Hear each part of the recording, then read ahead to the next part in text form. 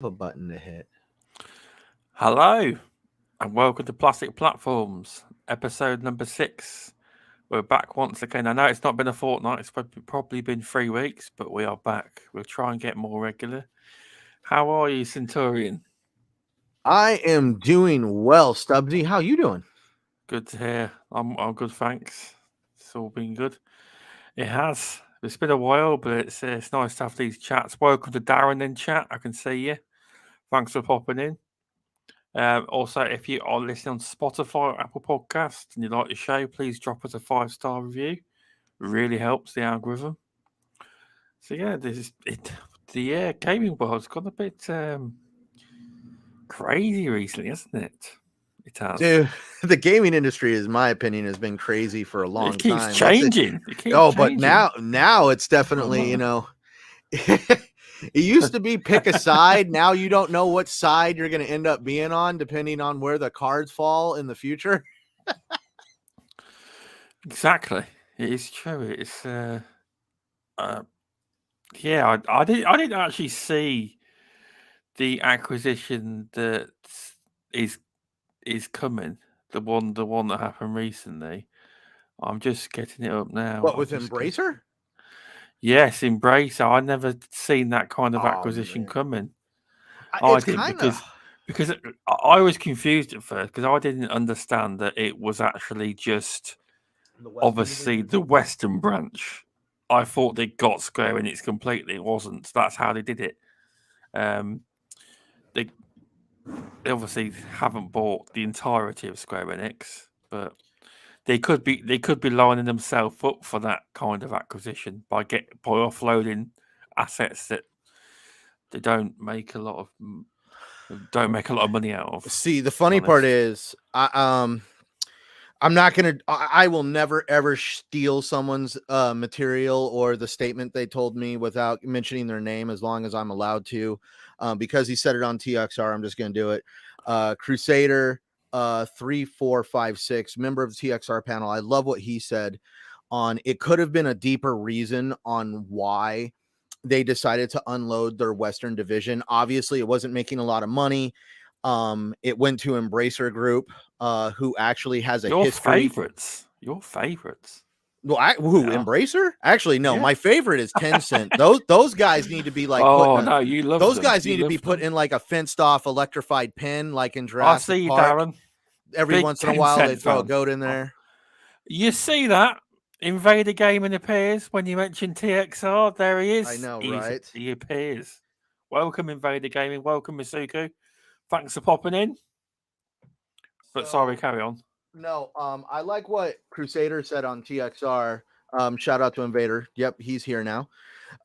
So he stated that, when I brought up the fact that, can Sony now make this purchase of Square Enix, because everybody, ever since they offloaded their Western division, the internet has been on fire with the rumor mill just totally chugging away that somehow Sony is going to pick up Square Enix.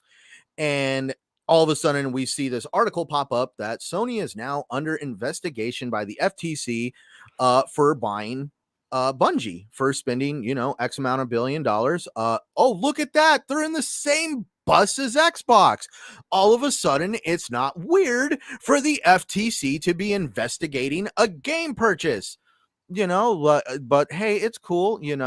We all knew that the FTC was going to get involved with Xbox. We all could probably guess they were probably more than likely going to get involved with Sony. The FTC here in the United States of America has a huge interest right now in the digital market ecosystem.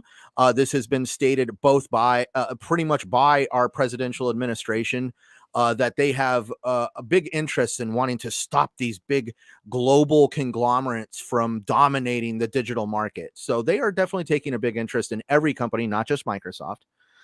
And as a result, let's really think about this. And this is where Crusader's statement put in it: by unloading their Western division, they have basically almost created Square Enix as a foreign entity at this point that just does business in the United States of America. They sell products here. They no longer have a Yeah. foothold because they just unloaded all of their Western divisions. So now it makes it to where the FTC doesn't have as much jurisdiction per se. Obviously, the FTC can have a say so and have its own concessions and stuff when it comes to how they do business here.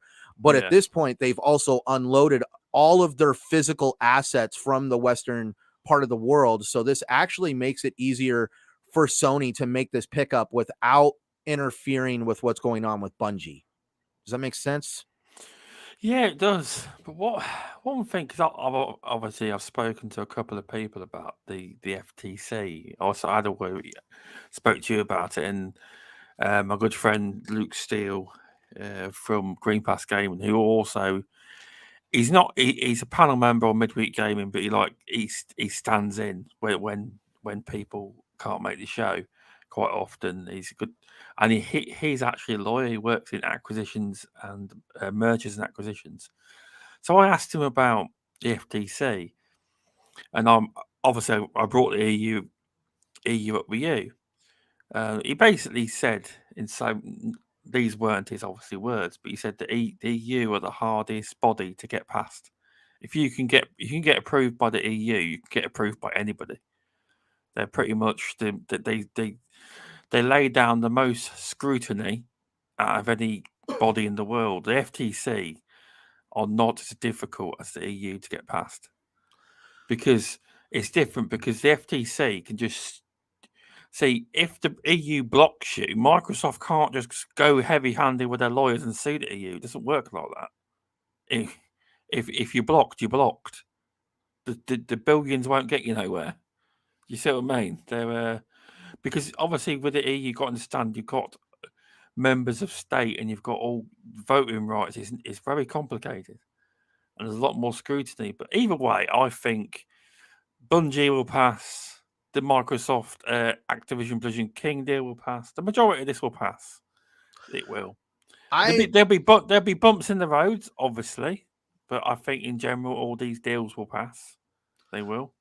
I probably am in agreement with you. Is we're going to have some bumps in the road, but it's going to definitely not. I'm one of those things where you're just going to see the whole deal axed. Without knowing too much about the EU, what's really interesting, at least on the FTC's part, to describe some of the stupidness that goes on. I'm just going to say it's stupidness. For some reason, Chairman Khan, who happens to be the chairman of the FTC currently. I've heard of him. Isn't he the guy? No, her. It's a her. Sorry, just be aware. I apologize. I apologize. No, but she is a same spotlight. She scrapped. loves the spotlight. That's one thing that's very concerning, is that she loves the spotlight. And that when you have somebody in a position of power that loves to be in the spotlight, does that mean that they're going to do crazy zany things just to basically get that spotlight because it's on them, or to get attention on them? And also right now, in my opinion, just the political posturing that goes on, at least here right now, is absolutely insane. It's more like they would rather do some pretty zany things that I wouldn't agree with on either side politically, just to somehow make their party look better than the other side, rather than doing the right thing. And that's where one thing, I mean, I don't even know how to describe the situation that Microsoft finds themselves in the fact that literally they're going into uncharted waters with, in my opinion, a very unstable administration, because you don't know if 1 second they're going to try to do something to get attention, or if they're going to do something that's basically based on grounded thinking and facts. I mean, it just depends on what day of the week you're going to get. It's true. It's pretty crazy. I mean, is it the FTC, the people that took your net neutrality away? Yeah. I don't really know, because that's I believe the Justice it was Department and the FTC that basically. I don't get why you lost it. Like I don't get why I believe it was the FTC that done that. I don't know the net neutrality. The government never got involved, so I feel sorry for you lot that neutrality got disappeared. But have you noticed any differences in your internet provider or anything since you had the net neutral? You know, all the big fuss there was. Have you noticed any differences since that so-called net neutrality disappeared? Have you noticed anything? The big thing for net neutrality is obviously with net neutrality, they started instituting data caps. That was Ah, okay. the first thing. So Oh, yeah, okay. my internet bill has gone up pretty high significantly, but the funny Oh, part no. is now this is where I love. Now we're gonna get into the speech about competition in a sec, but let's like use it for example. Yeah. Where I was getting my internet at one point in time, I was paying like 170, 180 bucks a month. And that was to Wow. basically not to have like a terabyte and a half data cap and to basically run at what was it like 500 download. Um That's and well now expensive. because we have a lot more competition, um a lot of the cell phone companies like T-Mobile and Verizon have moved into the 5G market, and they have actually started figuring out how to deliver home internet using satellite based devices that basically you just hook up in your home and they bring it down through a satellite and then it's filtered out through your house. Ever since they have come out with a lot more competition, all these companies that took advantage of the net neutrality stuff pretty much got their ass handed to them. So many people left them, and now my without even asking, my internet bill dropped down to $100. Didn't even have to That's not. negotiate with them and other That's stuff. Just got a that's letter good. saying, "Hey, we're dropping it down." That's really good because in the UK you could probably get uh, my internet's like 25 quid, but I only get like 36 megabyte. But I believe that because our area is currently having gigabit internet rolled out, I don't expect to see it for about a year or two. Everywhere you go, there's like engineers piling blue long reels of cable into the ground. That's gigabit internet. Hopefully, I get it. But for the gigabit internet, you're probably talking about £50 a month in the UK. Varies where you are. That's very Dude. cheap compared to what you're paying. Oh, dude, Gigablast out here. So they call it Gigablast, 1 gig download. Some of them can go from anywhere from $100 to $200 a month. Wow, it's crazy. Welcome to the Indie Gamer. Welcome to VJ. Hope you're doing well. Yeah, that's just crazy. That is. But I don't know if I'm not guaranteed to get it. You know, I don't know. Just the main road, the next street to us has got markings of it all over the floor. You know, writings where the exchange is, all sorts. So I may get it, I may not. You know, I don't know. It's a case of wait and see, really, because I I you use the know, internet I mean, pretty heavily, and I will be yeah. absolutely honest. I have not really found a need for like 1 gig No, internet. I won't really need it. I mean, to be fair, from what I understand, I've been speaking to people. If you obviously my home internet will just get apparently. I'm at 36 now. If I don't want to purchase it or buy gigabit internet straight away, I used to live on a different part of town. I used to get 70 down. Now that sounds low compared to what you got, but it was a lot better. So people were saying that once they cable it and it's all finished, that your normal internet speed will just rise to like 70. Do you know what I mean? Then it's up to you if you want to take out the gig. Then if you want to take out the gigabit internet, you get an engineer, and they're like fiber cable directly to your front door. They do. So yeah, that's crazy. But we ended up on that subject from I know, Embracer right? Group to talking about fiber cable. But this is what the show's all about. It's fun. It's like midweek gaming. You go off topic. I like it. I do like it. I don't like structure. If you notice that about my shows, we don't have a plan. Like we have a topic, then we could end up talking about anything. But yeah, no, Embracer Group got caught for a very good deal. Just hopefully that they invest time into making these games. They continue to make the Tomb Raider franchise because what I gather, Tomb Raider was very successful, but you probably correct me if I'm wrong. They used to spend too long making their games and go over budget and spend far too much on them because they were a devil for detail. I Um, don't know if I they said were. it on TXR last night. I understand everybody keeps throwing Tomb Raider like, oh my god, they got Tomb Raider, and I'm just like, dude, the It's remakes were excellent. They were very excellent. I was happy with the remakes. I played all three. I enjoyed what they brought to the Tomb Raider series. This is what the Tomb yeah, Raider series should be. But regretfully, the first game I feel had the most hype behind it because everybody was excited. And then the second game came out and it was 1 year exclusive on Xbox. Everybody lost their damn minds. Square Enix or Crystal Dynamics had to come out and write an I'm sorry letter. And then there oh, was I that remember dragged that. it down I remember that and back in the day. that Yes, basically slashed a lot of the hype for the second game.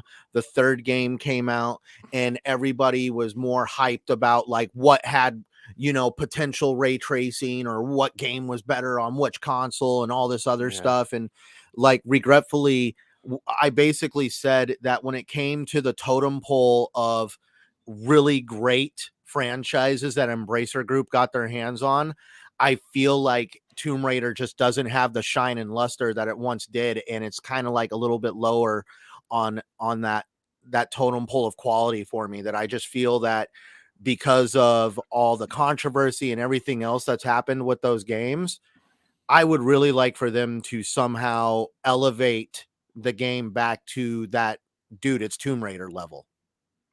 yeah. It would be nice because, from what I understand, I might have been. Are they working on trying to bring Unreal 5 to make Tomb Raider games in Unreal 5? That was before the acquisition, obviously. I presume they're still going to do that. I'm going to say right now, every developer and their grandmother probably is Oh, yeah. frothing at the mouth to work with Unreal 5. Oh, yeah. Hollywood production studios have dropped working with Industrial Light and Magic and wanted to do some stuff in Unreal 5. I Yeah, mean, because it was dude, already big Unreal in 5 them. is the And future for a lot of industries. oh no, Unreal 4 was big in the movie slash TV world as well. I didn't know, but it's obviously it's for everything. It's With what they did you with the know. Matrix, I think got a lot of attention. And that's where I think a lot of people don't realize that they weren't only trying to make a video that could demonstrate the future of gaming, but that demo also had to demonstrate the future of graphics technology when it comes to cinematic experiences. Can you imagine watching the Avengers back in the day on Unreal Engine 5 level computer, animation? Oh, that'd be really good. That would be. I mean, obviously we haven't seen. That's only a slight hint of it. It will be a few years before these devs learn to really blow the roof off See, the that's where software I that will. think where we're going to see Unreal 5 really shine first is in movies, because the movie industry is going to pay a lot of money to have people sit around and figure out how Oh, to they push the will. Yeah, envelope on this yeah. tech. And then these guys are going to get real good at it. And they're either going to switch to the gaming industry or they're going to show their friends in the gaming industry some tricks. And that's where it's going to filter down into the gaming industry. Oh, it will. Um, the chat seems quite raring for us to talk about wrestling. Not. Really? There's been a few comments saying no wrestling talk, please. Oh, no wrestling. Oh, God. They're joking. I've not. I've not Was watched it it since that bad? WrestleMania. I'm sorry. No, they didn't listen to it, obviously, because I pre-warned people it was wrestling only, so they didn't actually listen to it. They didn't, you know. There will be Gosh. more wrestling ones, don't worry, but not, it won't be all the time. What can I say? I'm a sucker for the theatrics. SummerSlam, so that'll Oh, probably be the next God. one. But yes, but we won't. They obviously want to listen to gaming talk. But yeah, no. Well, one thing everyone I've seen people worrying about Embracer having Tomb Raider. Why worry? Embracer haven't got a console. It's all about multiplat. Um, Do you know what I mean? well, that's where, again, some good points were put on TXR. I don't want to keep bringing that up, but No, you're Let's fine. really think about this. Embracer Group has actually been that silent guy in the background. Meanwhile, all the big guys, PlayStation, Xbox, PC, maybe even sometimes Nintendo, have been in the wrestling ring, the boxing ring, trying to beat each other up in this console war. And meanwhile, Embracer Group has been like one of these guys in the stands with like a handful of money, just placing bets on who they think is going to win. And Embracer Group over the years has acquired, I think, something like what was said last night, like 70 something studios. They're like, I think it was said 9 publishers. Potentially now with this acquisition, we could get a 10th publisher, because one thing that Embracer Group likes to do is, you don't know Embracer Group as Embracer Group. You know them as THQ Nordic.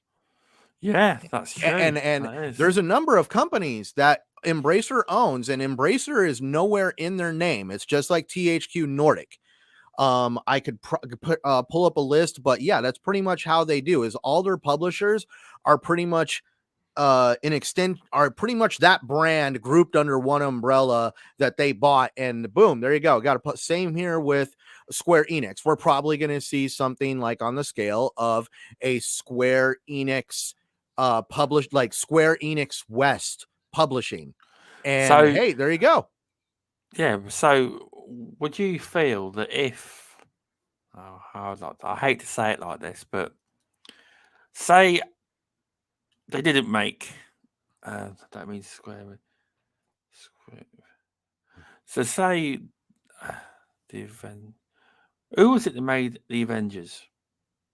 That was Square Crystal Dynamics. So That was Crystal Dynamics. Square authorized it. I didn't know. So, Yeah. but now to defend Crystal Dynamics, Had that not failed, and well, had they not made that game, would this deal would this acquisition would have happened? I think it would have. I think they just exist. would have had to pay just a little bit more, because I mean, Yeah. there was a list of games that really haven't fared too well under the Square Enix West banner. And the Avengers, Square Enix, the actual Square Enix company, threw Crystal Dynamics under the bus on that game. Oh, they did. They did, dude. They flat out told the gaming media, well, they weren't a good fit for what we tried to do. And guess what? Square Enix, the company, is obsessed with games as a service right now, and they are running the company into the ground as a result of that. Go look at Babylon's Fall if you don't believe me. No, I believe you. They a lot of these companies think the way forward is these games are the service games. They all think the problem is people next Fortnite, man. The problem is you've got to do something unique, and there's not many games that come around that become big, because people will only give so many games a chance, and not everyone wants to play games as a service games all the time. Like you happily play ESO because you love it. Oh, welcome to Crusader 3456. Crusader Centurion's been bigging you up on the show tonight. He has.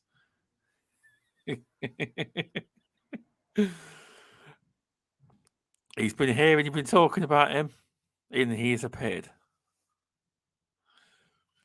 Oh, what's up, Crusader? Sorry, I had to say no hi to him in the chat. Oh no. No, it's all good. Not like that. No, it's all good stuff. It is, but no, it's no, we're just saying that Crusader has level-headed opinions and information, and then doesn't go off the rails. Yeah. But no, it's a good thing. It is. It might be. Time will tell with this Embracer deal. And sorry, Warwick, you are there. I did mean to shout you out. Thanks for popping in. But yeah, I think this Embracer deal might be a good deal. I mean, the problem is you've got to talking about they own over 800 IPs already. They don't offer. I don't believe they make 800 games for 800 IPs. No one does. But hopefully they utilize a lot of the franchises that they've acquired, like Tomb Raider, etc. So hopefully there's some good that comes out of it, because you know how the gaming world likes to portray doom and gloom and hate, when these things happen. Just because I know loads of people are disappointed, because certain people wanted PlayStation to buy them, certain people wanted Xbox to buy them. You know how it goes. But this way, they stay multi-plat. Do you know Oh what I my mean? gosh, I know, I get that, and I it's wasn't like one. we I want wasn't you one of guys, them, but we I want you see it guys to go online. blow a Yeah, $70 billion deal over yeah, a they three can't hundred touch million dollar anything. purchase. Yeah, they can't touch anything. They've literally got to keep their focus on the prize, and that's Activision Blizzard King deal. They can't do Like, anything. They I have know. to. So I know, like, how everybody said, they're like, what about that tweet or whatever about how Oh, they it were ain't the. an exploratory thing with Crystal Dynamics? And it's like, Mm, hey, that was what was going on then. yeah, Nobody could plan for what Activision was going to have happen to them and exactly. what Bobby Kotick was going to do. And Yeah. Microsoft saw that and totally pivoted. That is one thing that Microsoft is good at, and that is pivoting when they realize that they need to change directions. And as soon as they saw that opportunity, they pivoted. And regretfully, as taking advantage of that opportunity, Oh it yeah, also nixed a few opportunities as well. yeah. But that's how Microsoft have always operated. That's how they are. Microsoft generally are quite a ruthless company when it comes to business, but you All have to right. be. But That's now how they that's got to 2 trillion. Do you know but what I mean? that's where, So right, and that's like where, how far do you think they could have got on what Square Enix had to offer on a Western division? Don't get me wrong, there's a lot of talented studios in there, individuals and IP, but it's nothing on the scale of what they could get with Activision. it's true because it's honestly it's a cash cow. I mean, you've got millions of mums, dads, you know, people you don't see as gamers that play. Like my mum plays Candy Crush still, and they've got loads of multiple games like that. Right, a lot of people I know play Candy Crush, and they've also got games that are just like Candy Crush from King. It's a cash cow, big time. It's a big. This deal was a big money maker, massive money maker. Call of Duty, but don't underestimate King because you know how Microsoft have always struggled to get a good mobile app out there. Do you remember Gears Pop? Or I remember it. That failed, obviously. Well, when you buy King, you got a mobile publishing arm. Who's to say they're not going to enlist more studios and King are going to expand the gaming arm? They have more mobile apps because I know I said on midweek gaming quite often before, and not many people agreed with me, but how they needed a big mobile game, and they were like, "No, well that's Game Pass the app." I said, "Well, not really, because if you get one hit game on a mobile, you can make millions upon millions for you. You know what I mean? If you get the right game." So I think Well, that's part of it. Obviously King's a cash cow, but I think that's part of it as to why they do want to make mobile games. I'm pretty sure they do I'm because it's sure cash. they do. I It's mean, yeah, everybody wants to chase that what the lightning in a bottle Fortnite moment. yes, they Like do. let's really, like, everybody, I always come back to Fortnite in this conversation. Bloody Roblox too. I can assure you, they make Right, tons. bro, My but son plays it as well, but yeah, well, even that, but like, let's look at the reason why I use Fortnite as an example is because it was created by obviously Epic Games, of who at course. one point in time had something to do with Gears of War. Let's really They look into the bloody lineage they and the history. invented it. They I invented know. it. Come on. Well, I know, with But Cliffy that's B but and that all of them, but that's Epic a sad Games. thing. That's the And last game that's the last IP that wasn't Fortnite that they made. so, That is. right, and that's where we got in the beginning of the Xbox One generation, Epic Games sold off the Gears of War franchise to Xbox, who then gave it to, at the time, which was Rod Ferguson and Black Tusk Studios, Yep. and it turned into the Coalition, and voila, we get Gears 4. So we're not going Yep. to go on the Gears tangent. No, we're not. But Epic Games, that was Epic Games' lineage to begin with, and then they came out with this really not very well liked game called Fortnite, which was a defend your little part of the world from zombies and other stuff. And it was more of a save the world campaign. I actually played it and generally enjoyed it. But then, for whatever reason, um, the developers over at Bluehole Studios that did PUBG needed help coding for the Xbox One and consoles, and they wanted to learn a Yeah. few things. Epic Games sent over some developers to help them, and they came back, and all of a sudden we had this battle royale clone, like literally shit out overnight. And it had a fun spin with these cartoony characters using the Fortnite assets. They built everything on the Fortnite background, and they basically made it this free-to-play battle royale mode that was on Fortnite. And within the next few years, we're talking about Fortnite printing money. Epic Games not only is their own company now, but they are a corporate conglomerate that's in league with Tencent, and they also have their own PC game launcher that is actually starting to square off with Steam, one of the biggest PC game launchers on the market. This is this little teeny studio that made like Gears of War, that made a game mode called Fortnite Battle Royale that completely changed their freaking lives. And this is what a lot of publishers and developers keep trying to do. And that's the one thing that these guys can't seem to let it sink into their head, is let it happen organically, not forced. The developers saw they could do something, and they thought they would have fun, and they made a game mode. I don't really think the developers at Epic Games were really out to screw over PUBG or whatever. They probably saw something that was really fun, and they were like, what the hell, let's put it in our game. We have everything there. And it completely blew up because PUBG, no offense, dropped the ball. PUBG could have captured that, but they didn't know what they were doing. It was literally, like, no offense, the graphics were a night and day difference between the two things. You knew Fortnite was going to get that award for being the better looking game. Yeah, no, that's definitely true. It's one of the things we've thought. It's like years ago, I thought Call of Duty's top dog. No one's gonna knock Call of Duty off, and that's what I thought. You never thought it'd be Fortnite. No, but then I was wrong. Welcome to Pixel Bit G. Thanks for popping in. Please press subscribe, everyone. If you're not subscribed, please subscribe. Drop a like. Help the channel grow. But yeah, it's I never thought it'd be Fortnite, but I didn't know the gaming world could turn into this free to play landscape. I didn't see any of that coming. And that's where a lot of these developers get blinded by games as a service.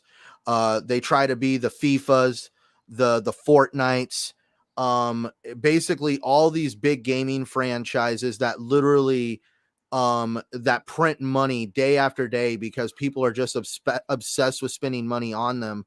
A lot of these gaming companies will literally nix really great ideas, or they'll force this games as a service into a game. That was actually the demise of Babylon's Fall with Square Enix. I've heard a couple people talk about the game, and apparently the game was never meant to be games as a service. It was supposed to be a single player experience, and in the middle of development, hey, let's turn it into games as a service. It's going to work great. No, it's not. The game has only been out for a few months now, and it's already got 0 concurrent players on Steam alone. Yeah. Everyone wants to try their hand at it. It's and that's where I just try to say, hard. Like, I understand. I play games as a service. I have ESO. I play a lot of ESO. I have spent money with ESO, but that's where they offer you value, don't they? They offer a lot of value. It's like almost like you buy the first game and then you get a sequel the next year, and then you get a sequel the year after that, and then you get a sequel the year after that. It builds and builds and builds. And I think that's one of the reasons why I ended up going down the route of liking wrestling, because it's a continuous story. It's the next episode. Don't get me wrong, there's times it can be completely random, but there's also times where they're just building a story. And I think that's one of the reasons why I like Elder Scrolls Online and things like watching wrestling, because you're seeing the continuance of a story.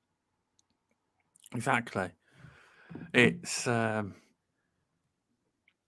because obviously it builds from mania to mania, and it's just, it just keeps going. It's all year round. No, I didn't want to interrupt. I just also wanted to give you something to think about.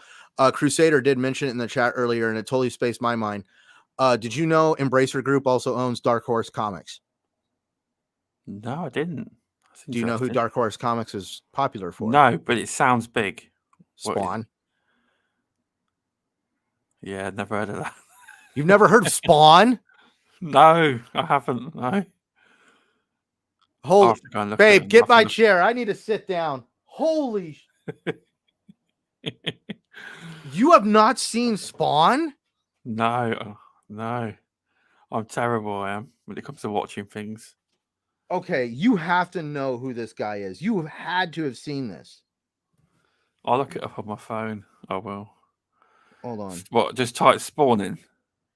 Yeah, here, just type in Spawn. I'm actually bringing up an image now. Let me see, images. There we go. Here, we're going to screen capture that and send it to you. There's no way. 1997. Yeah, you're seeing the photo. You're seeing, but now that's the only thing. That's the movie. Yeah, no, I've never heard of it. Look at the Indie Gamer. That's yes. Oh my god. Okay, so Spawn. To understand it brings in the battle between heaven and hell. It's a comic book series. It is a very violent comic book series. We're talking blood and guts here. Don't let your kids read it. And it hits on. It was done by Todd McFarlane, a really cool toy designer, artist, all sorts of stuff. And basically to describe Spawn is he was not a very nice guy.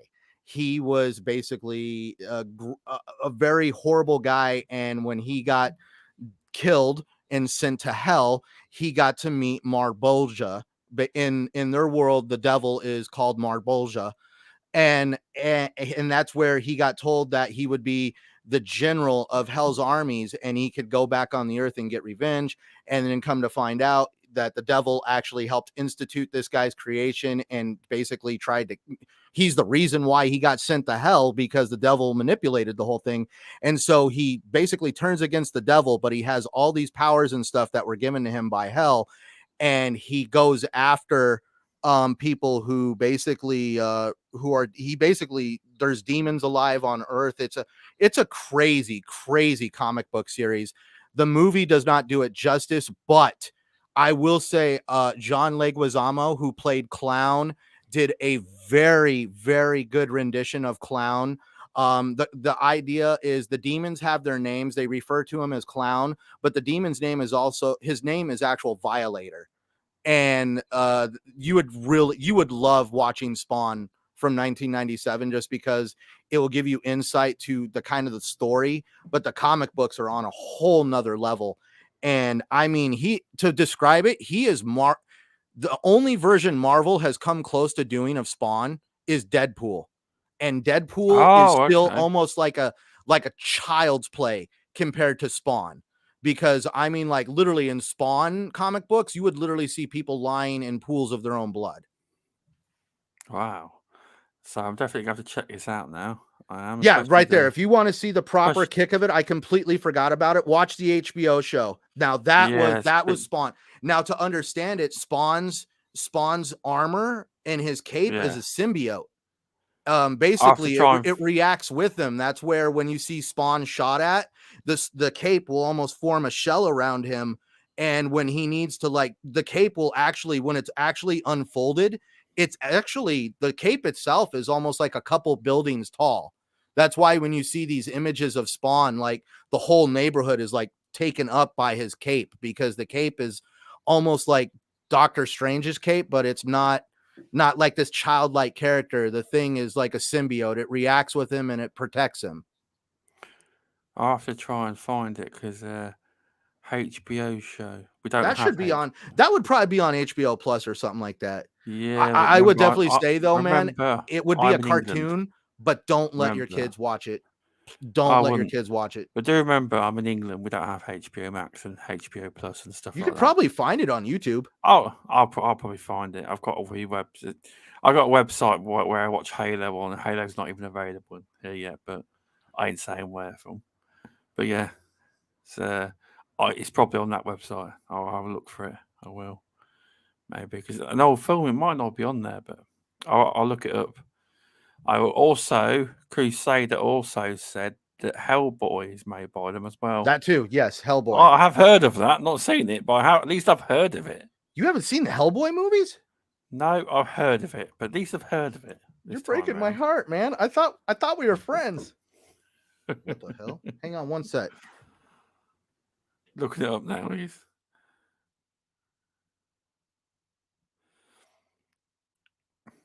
Pixel Bit G, thanks for popping in. The Indie Gamer. Spreading the Indie Gamer goodness in chat. Talking about indie games. Sorry. Oh my God. The postal guy just totally tripped me out. I don't know if you heard him knock. No, I didn't hear no. But yes. I reckon we should transition. So what do you reckon to the Xbox and Bethesda showcase coming up? Man. What do you think is going to happen there? What do I think is going to happen? I'm going to see a lot of games. I'm going to spend a lot of money on. Yeah. Well, it's basically the E3 show, isn't it? They didn't really need E3. They got their own. The Microsoft Theatre, aren't they? In the same place, the same. So basically, the same week in it. It's usually on. It's pretty much E3. I'm going to be upfront, man. I'll be honest. They don't really. It's nice for fans to go to and content creators to go to in America, but the most E3 coverage I've watched is by content creators. I never tune in to the actual media broadcasted E3 coverage. I do, because I put it on Twitter and no one commented back because I probably upset a few people in the community. I'd rather watch the main feed of the Xbox Plus Showcase than hear a load of podcasts talking over it. No, you're misunderstanding what I'm saying. What do you mean? I'm talking about now. I watch the actual showcases. I've always watched the actual stage events as they're televised because dude, I'm going to tell you right now, it's the same as going to a wrestling event. Going to a wrestling event, you're packed in there like sardines. You are shoulder to shoulder with people you don't know. And I mean, you got the best seat in the house when you're at home. Same with a stage event, unless you are somehow lucky enough to get front row seats at that stage event. I mean, best seat in the house is the camera at that point. And anyways, so I always watch the stage events no matter what. But when I'm talking coverage is I don't like watching IGN or GameSpot or Game Informer mow the show floor. I like watching 108 Dragons, Mr. Boomstick, or other people of the community walk around and show the floor because this is a true experience. Lords Gaming. Yeah, excuse me? Who? Iron Lords Gaming would be there. That too, yeah, the Iron Lords.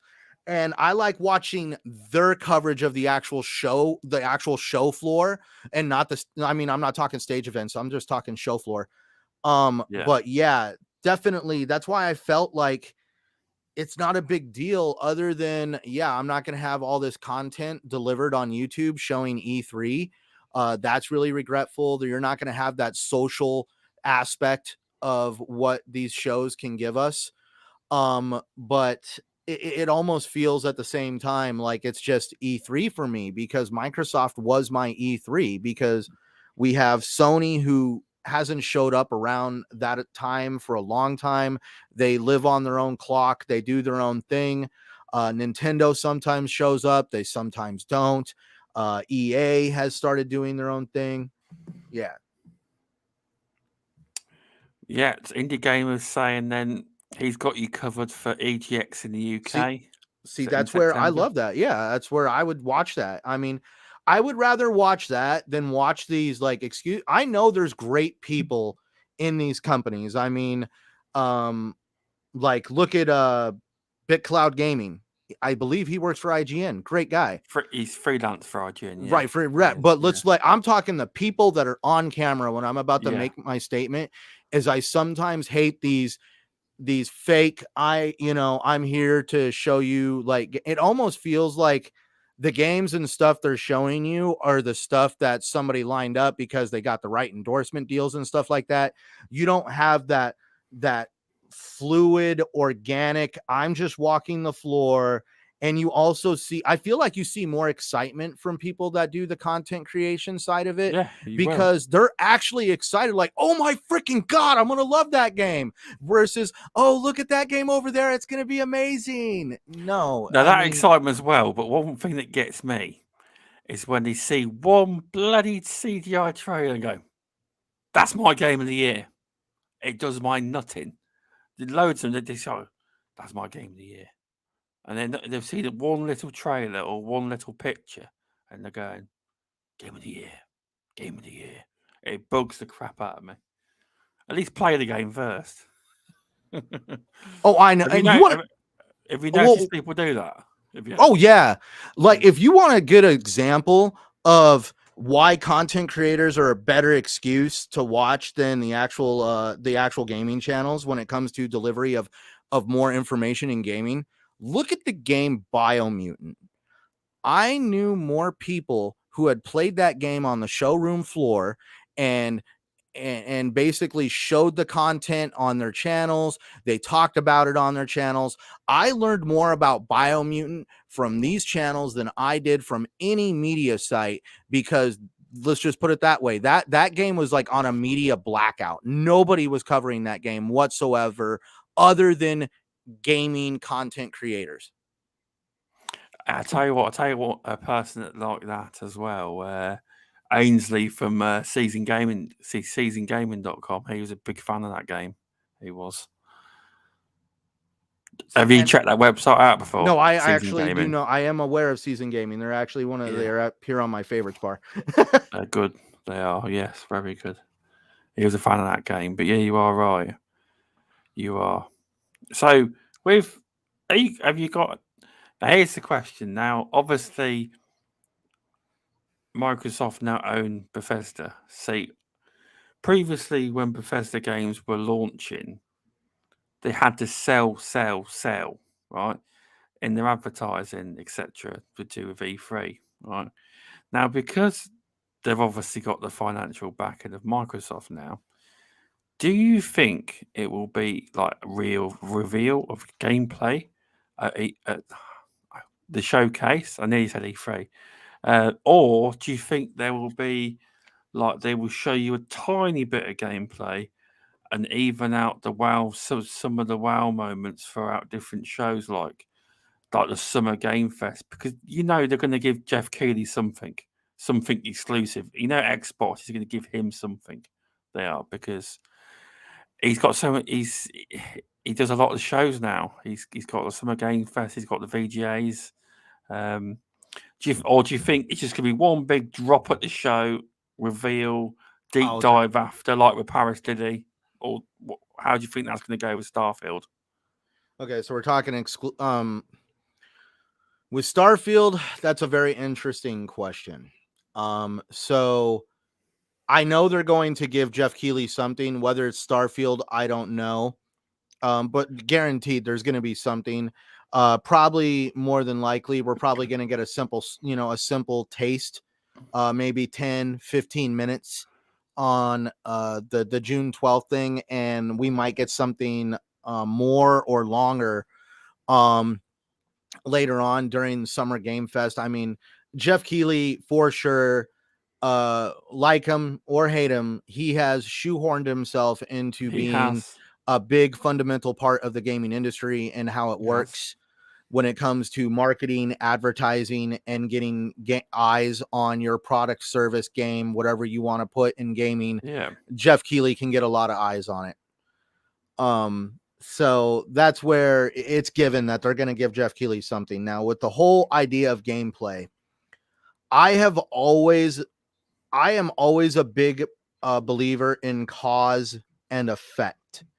People always go around and run their damn mouths with believing that there is no effect or recourse for the things they say or do, which is untrue.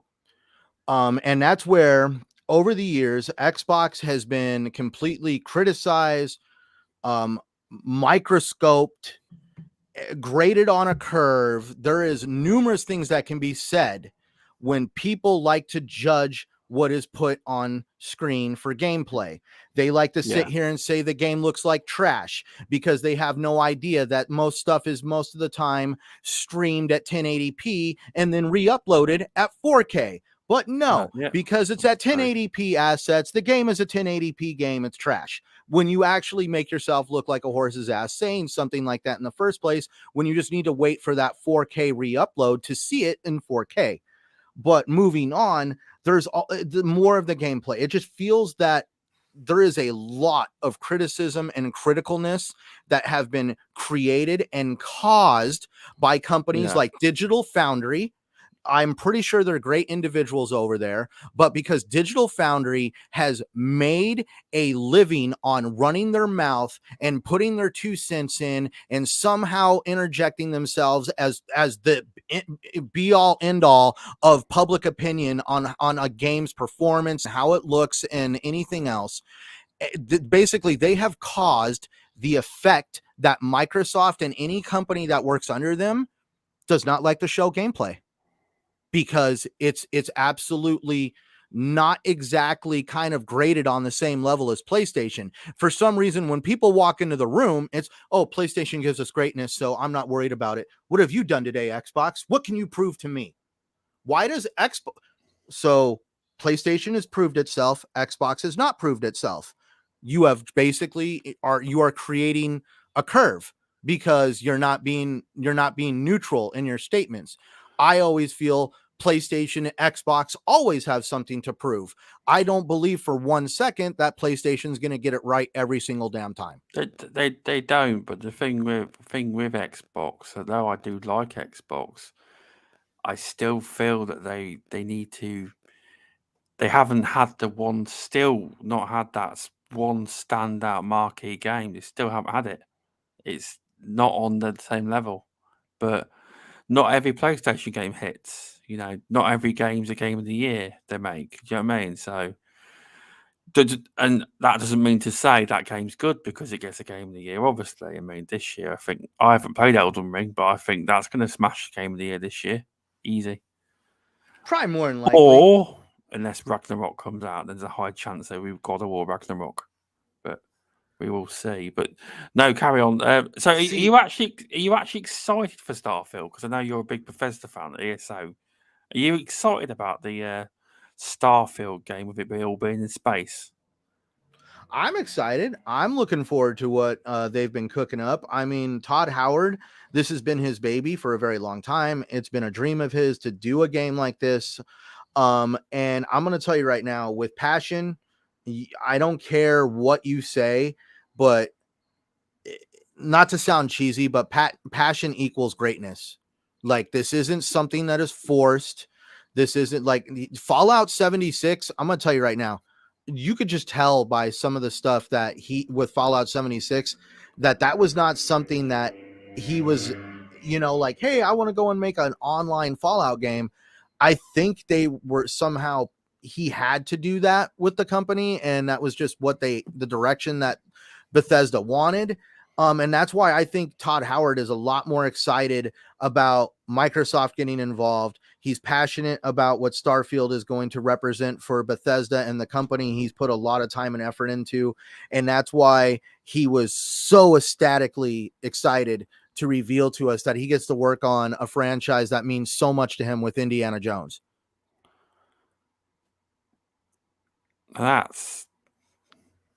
Yeah. Like, you're probably like, oh my God. No. I mean, I want to like Starfield, but the problem is because obviously I do not have a Todd Howard poster. I'm joking. That's fine. And I love the fact you didn't call him God Howard, because that really annoys me. Oh, try and make out he's a god. But yeah, it's because I haven't. There's not real. I can't get hyped for something I've not seen anything about. And everyone, a lot of people are getting hyped about it. That's fair enough. They can, but when I see the gameplay and that's when I probably will get excited like everyone else. But until I see something, it's a little bit hard for me. And don't worry, Darren, we're not talking about Elden Ring. Do not worry. Don't worry. And we know Elden Ring's been battered on midweek gaming. We all know. We're not going to bring up Elden Ring. I mentioned it once. That was all. I haven't played it. Centurion knows I haven't played it. I don't own it. I No. gotta try other id Software games before I want to try Elden Ring, because I mean, I still don't even know if that's my style of game. Well, a lot of people, the reason that... No, we're not going to go on to that, actually, no, because start talking about it. But yeah, Starfield will definitely be shown. Do you think it will start with Starfield? Do you think their end was Starfield? Because it could have a big world exclusive for the end. You never know. Start or the end or the middle? What do you reckon? Who knows? That's a good thing, because that's like, your heavy hitter right there, your heavyweight coming in the main event. Do you put your main event, like, look at what they did with Halo Infinite. Halo Infinite, they wanted that reveal. What if they do it like right off the rip? The show starts. Yeah, they could. And the Crusader thinks it will be the last. Oh no, the last thing will be something brand new.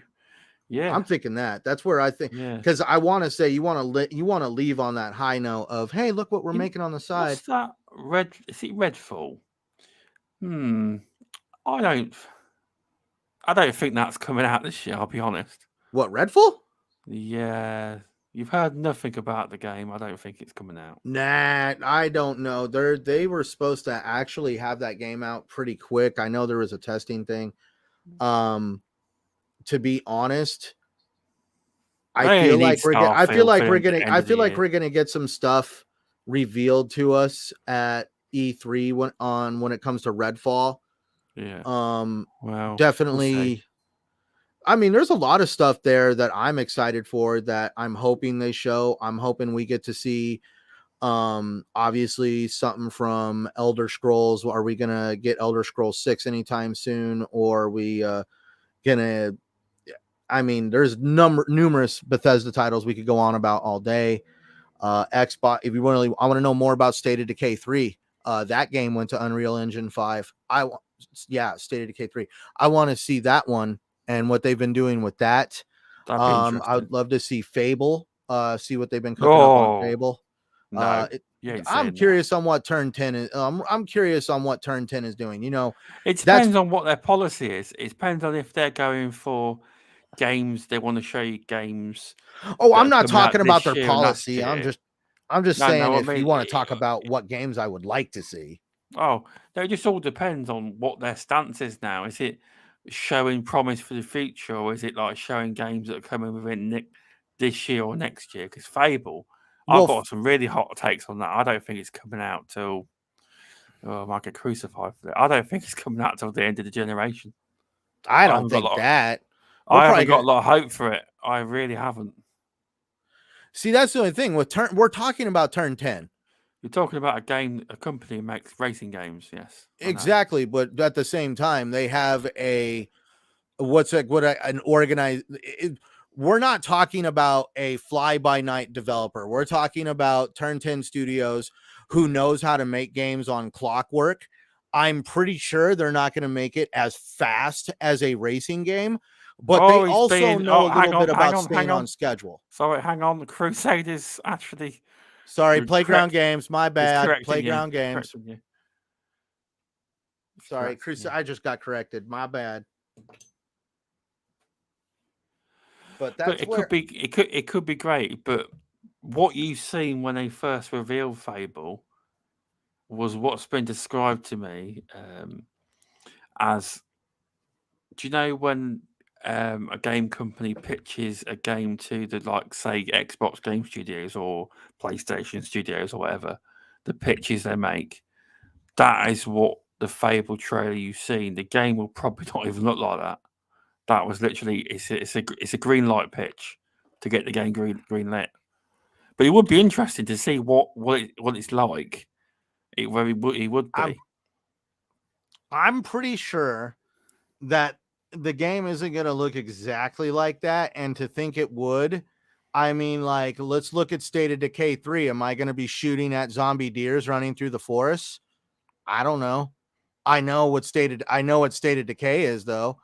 And that's where with Fable 3, the new Fable, we did see some elements that were touched in previous Halo. I mean, gosh, now I'm fumbling names, man. Untouched on earlier Fable games. I mean, the sword. There's always been that heroic aspect to Fable games. So you got the sword, but there's also the comedic element, which is where the frog or the toad ate the fairy, which I thought was completely hilarious. British And comedy. Now, hopefully, they keep the British yes, humour in the games that don't take it out. I think Because that they've got to make a new game, haven't they? But they've got to make a game that is going to bring people in, the new people, and also appease the older fan base too. So it's a bit of a hard, happy medium to get it right. It is. right. And I want to say I see Fable probably coming out in the next 3 or 4 years. If you wanted me to throw a time on it, and Yeah, I think I was a bit drastic with the end of the generation or next I gen. would say I was 3 a or bit 4 drastic. years. I You might was. be say you could probably maybe try to skate it to like the end of the 20s, but next 3 or 4 years, I want to say, we'll be at 2025, 2026. And that's where I think we'll probably more than likely see Fable, because I mean, it's been 2 years since we've seen it. That's where I'm just thinking like good 6 years seems like a good round number to at least see something and begin hearing whispers and rumors of when it might come out. Because even though this is a new thing oh my god, I'm gonna do it again, turn 10. Even though this is a new concept for Playground Games to be tackling, I just feel that at least Playground Games has the organization and professionalism to give it a shot. I don't really feel that they are like a jumble of a company. Like they're not like unorganized. They don't know what they're doing. They know what they have to do to stay on schedule and stuff like that. And I really don't feel that there's going to be like this huge massive development time all just because Playground Games wanted to make an RPG. Yeah. Well, I believe because Crusader's saying they're a brand new team using the same engine, but they have never actually released a game that specific team. So it should be interesting. I'm just sure they'll get their stuff together. They will, because well, it's like perfect. It's like I had this bad thought in my head right now. Don't worry, we formed a new team. We hired all our talent from 343. What? oh, don't. We're not going to get into that. I can give. I know it's a touchy subject, but for real, Hey, mate, I don't like. I'm not a Halo fan, but it's still fun to throw jabs. Yeah. Do you think we'll see a new reveal? A new game from Compulsion Games? Do you think? Oh, I hope so. That would be good. That would be. Yeah, that would be good. I've heard a lot of whispers and rumors about Compulsion Games. They're gonna have something there for sure. I would say as well. Now here's the. Thank God was in. So. Crusader. So with, I'm going to say it now, Coalition Studios. This one's hard for me to make a prediction because, as you all know, I am a Gears of War fan, and I don't go into rumors that often, but I hear them. Just because insiders are credible, all right? Credible insiders. Stubbs, have you been stuff. You haven't been chewing on a rumor bone, have you? There's a rumor that the Coalition are making a smaller IP to understand how to work Unreal 5, right? And it's coming out next year. It's going to be revealed this year. However, Stubbs doesn't believe this. I believe it's Gears of War 2, an Ultimate Edition. So it's a remastered version of Gears 2. Do you think they're really going to do that like they did with the first game? Yeah, because it's needed. What if they did it for the second and the third game? Well, we need a collection, really, to be honest. We deserve what Halo have got. deserve a collection. However, not developed by 343. You say we deserve a collection. I get this image of you outside Microsoft Game Studios with a picket sign. Oh well, I've signed the petition. They know. Xbox actually tweeted that AS Shadows, the UK YouTuber, the biggest Gears of War YouTuber in the UK, he's part of the Coalition Army. They're like it's their partner program, and he made a request. It's really hard. It was like the Marcus Phoenix collection or Phoenix collection, and he said get it trending. Well, it's a bit difficult to get people trending about Gears of War. It's a bit difficult, but they know there's a petition. People want a remastered, like not as such a remastered collection, really. Kind of like the Master Chief collection. But I think it's either going to show you Gears of War 2 Ultimate Edition or Gears of War 6. And I hope they call it Gears of War 6 and not the stupid name Rod Ferguson gave it, Gears 5. I won't go into why I think they removed the of war bit, but it might get political. But that was his idea, apparently, to remove the of war bit, because it is true, everyone calls it Gears 4, Gears 5.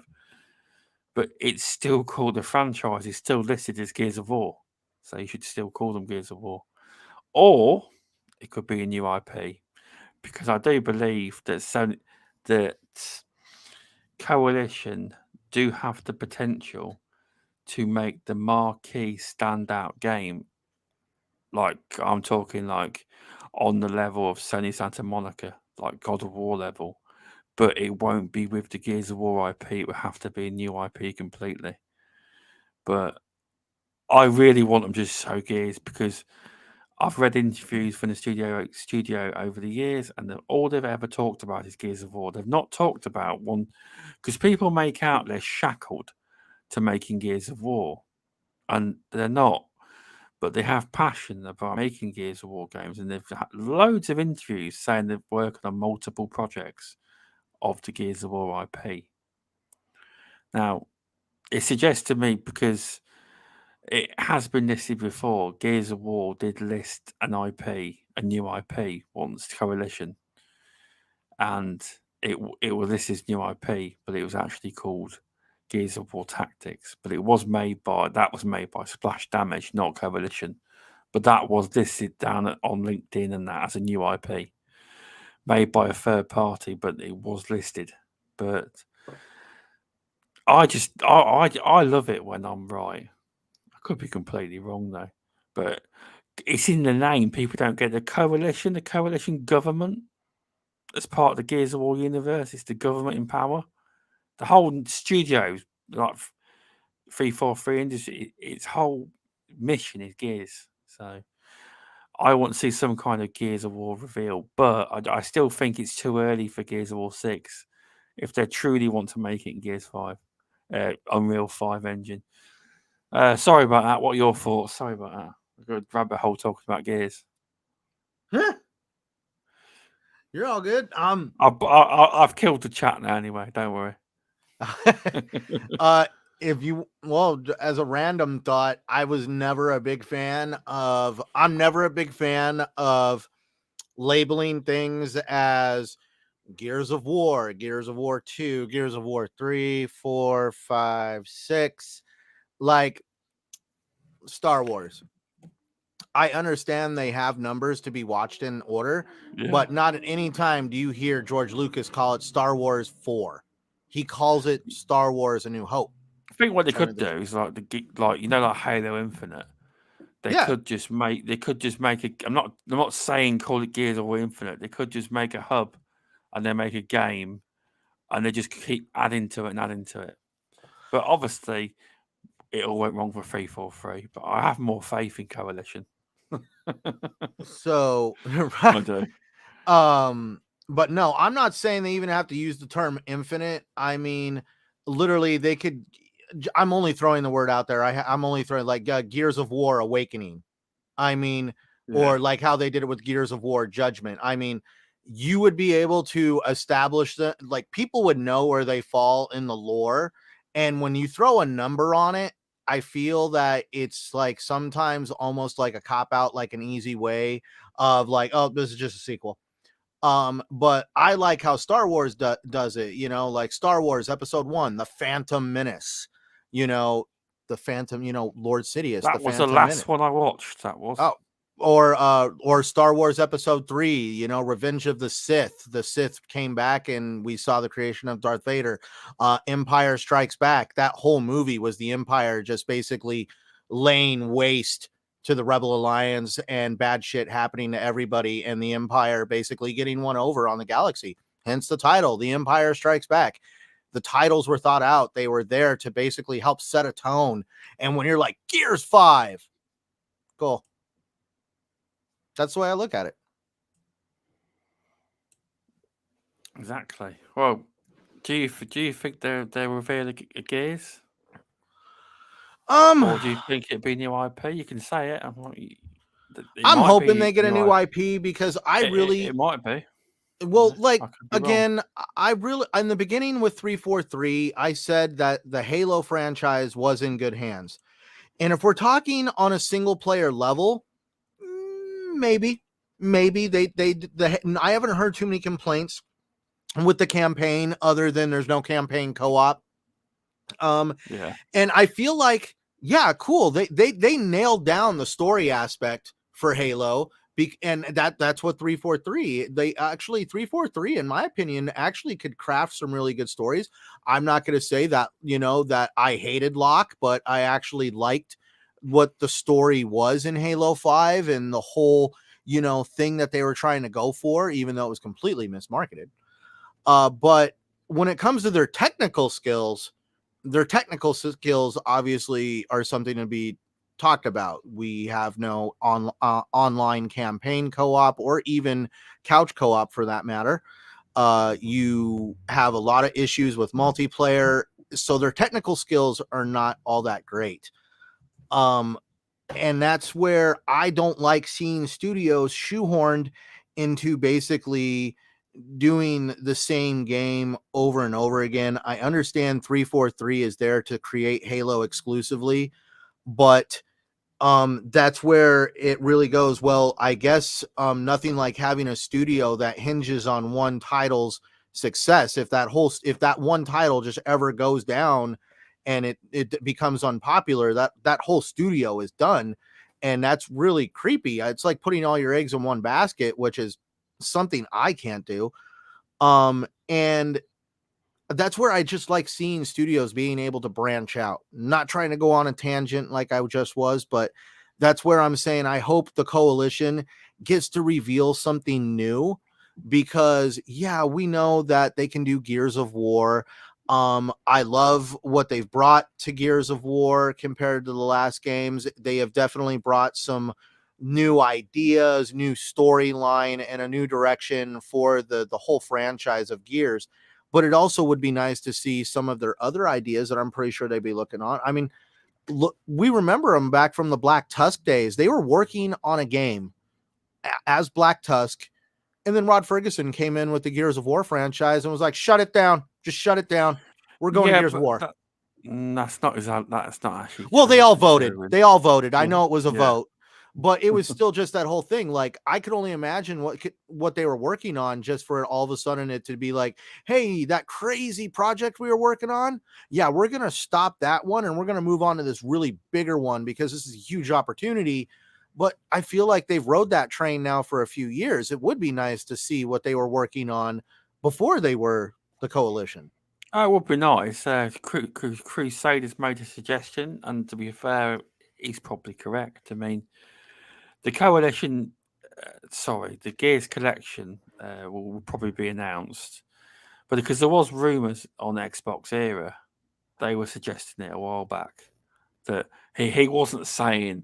He just kept going, well, it'll either be a Fable collection or it might be some kind of collection or a Gears collection. He wouldn't actually say, and it would be and the Crusaders saying it will be by a different studio, outsourced.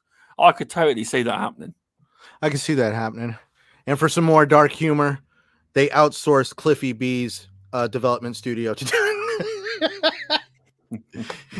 They wanted the studio that created Jailbreakers to do it. Yeah. I'm Didn't sorry. I really. love taking like Bring Cliffy B back. Bring him back. I know. I think Cliffy B is back. I've seen him poking around on Twitter every once in a No, I while. mean, bring So him yeah, back. Bring him back. Let him head up huh? coalition. Let him head up the coalition. They brought him to the coalition. No, I'm saying bring him back. Oh, they need to bring. Oh, that would be interesting. I thought for a second you told me he was at the coalition. I was going No, to be he's like, not. whoa, I back don't up. think they will. What? I don't think they'll employ him. I don't, but should be good. But do you think we're going to see? I don't think though. I don't think we're going to see anything on a new Forza because a lot of people think Oh, we're probably Forza going to see something on Motorsport. Motorsport. Yeah, but people think you're going to get a reveal. It's going to be released this year. I don't think. I think you'll get a. I think you'll get a reveal maybe if you get a reveal, and you'll get a release next year. I don't think you'll get a release this year. Why won't you think it release? I'm in a different mindset to a lot of gamers because I think that it's like they released Halo Infinite and they released Forza last year. Yeah, I think that was you only in the winter period. You only need one big game. You don't need two because the minute everyone's on the hype train of playing Forza and all got Game Pass, they're all jumping in, and then they'll be jumping. And then a lot of them will just drop the other game and just jump and go and play the opposite game.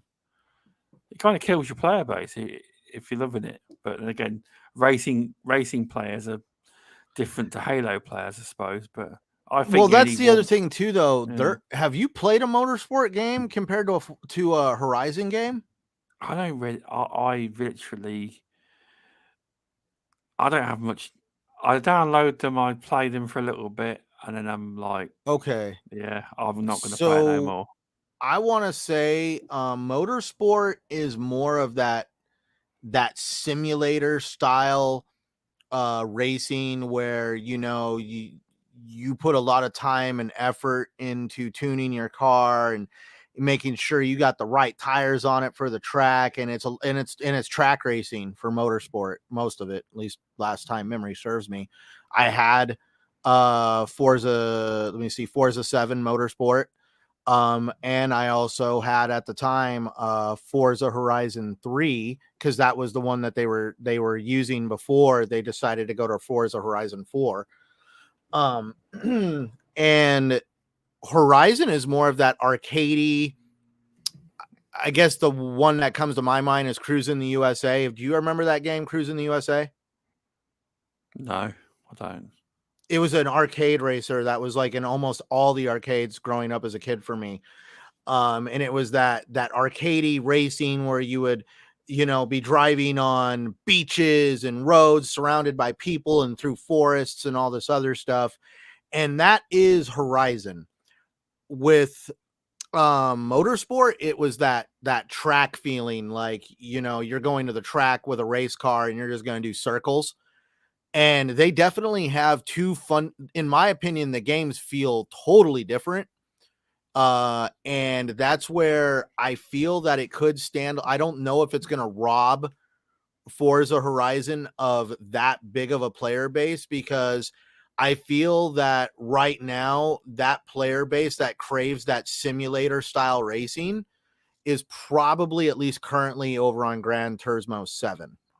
Okay, yeah, Or whatever the Sony has going on over there. I think it's Gran Turismo 7. I know I heard Fuzzy Belvedere always talking about Gran Turismo 7 and how he wanted to play that game. Like, he enjoyed Forza, but he wanted that simulator feel to it where he just had a lot more I guess influence or input on building the car that and how it would affect racing the car. that's fair enough. I'm not really into the races, See, but I loved I'm not. Horizon because it's more simplified. Like, I'm not Yeah, over here worried about what kind of tread is on my tires because it's raining. yeah, okay, yeah. I don't have a lot of understanding to do with the the racing games. I don't.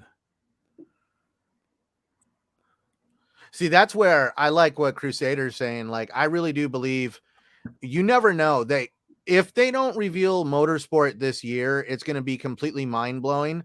But I think the only reason why they wouldn't is because of the promise that they made, which is about to run out soon. And a lot of people aren't. Let's be the first ones to talk about this.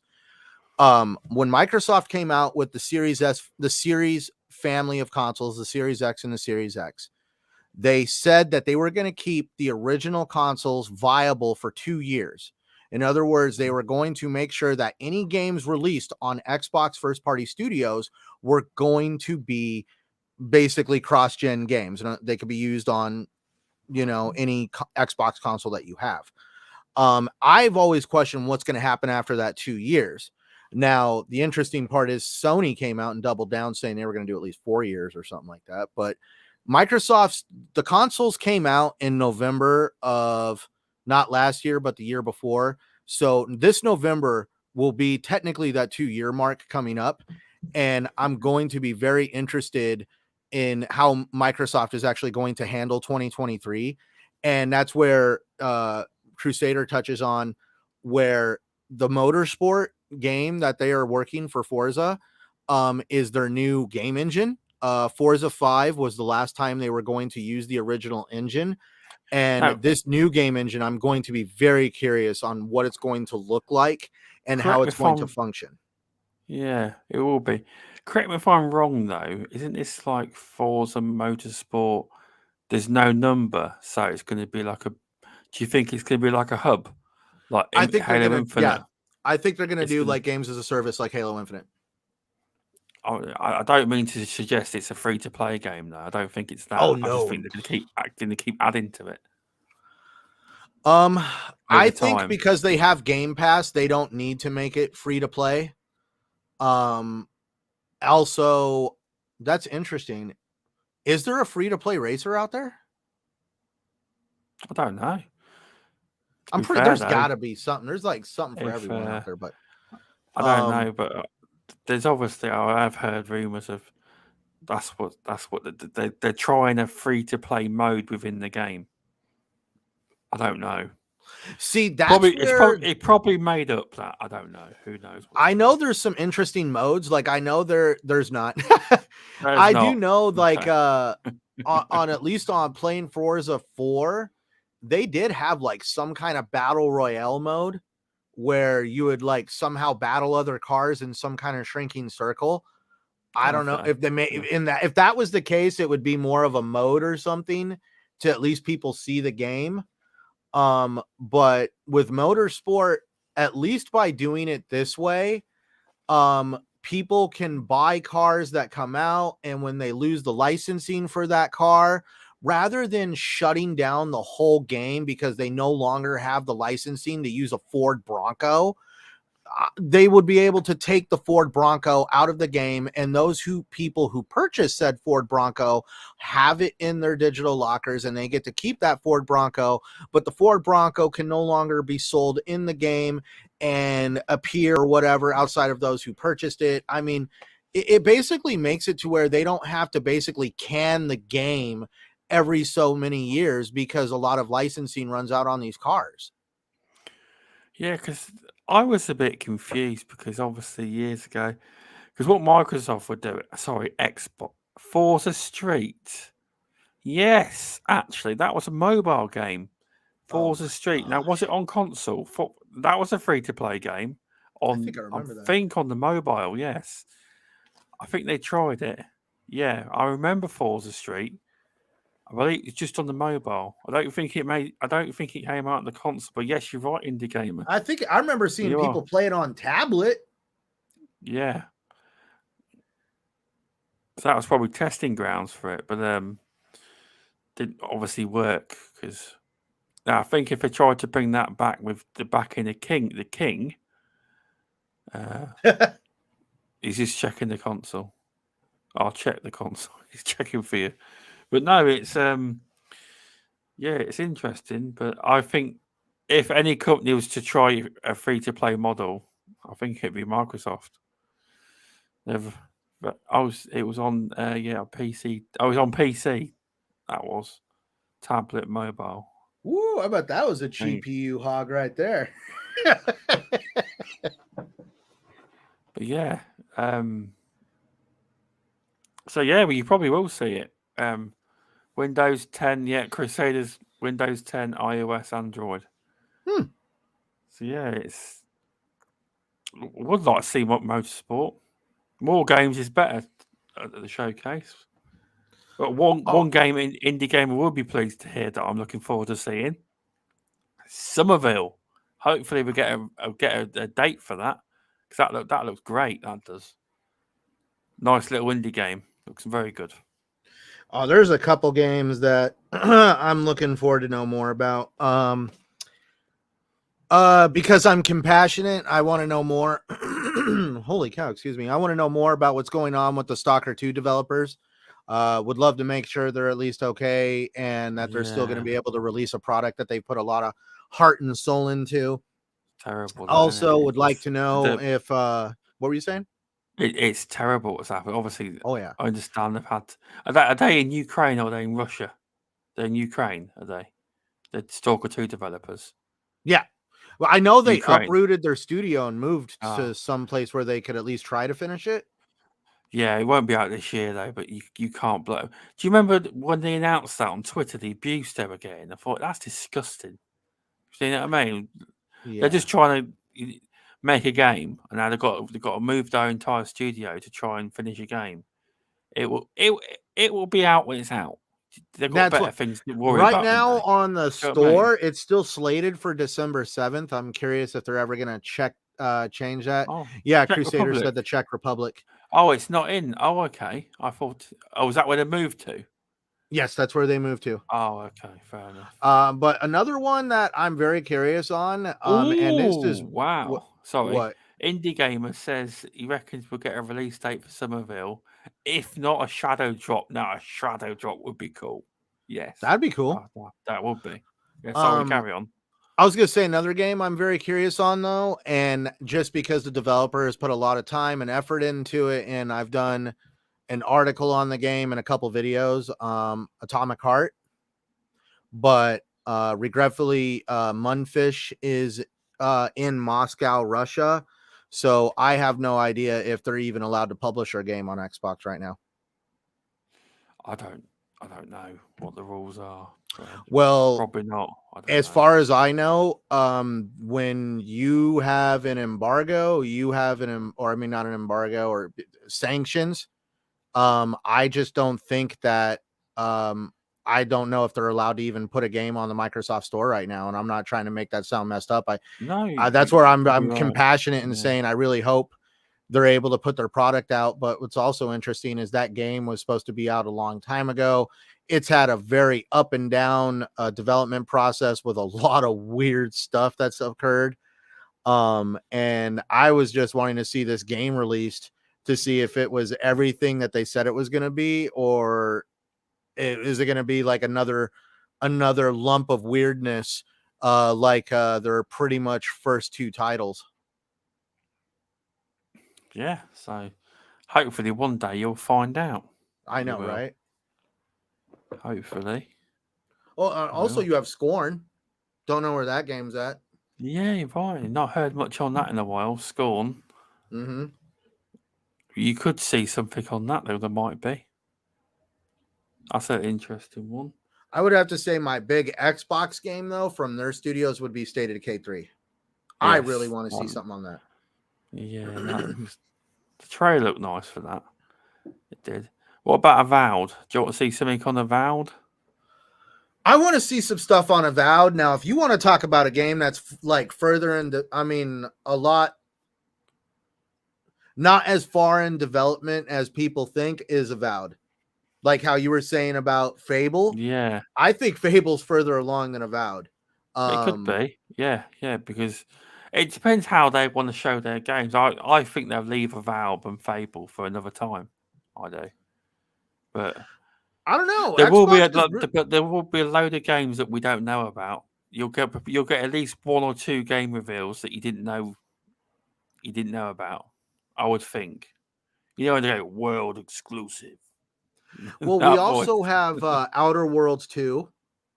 Yeah. Oh, I thought that Um, first trailer was funny for that. That was really entertaining. That was.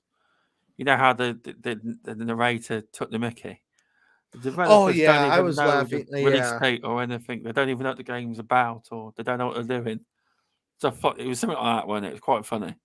It was. Well, I also heard that that trailer was also to attract developers because they Oh, I really see. didn't know what they were making the second game about. They were also trying to get it was also advertising for, hey, developers that are looking for jobs, come to Obsidian. This is what we're working on.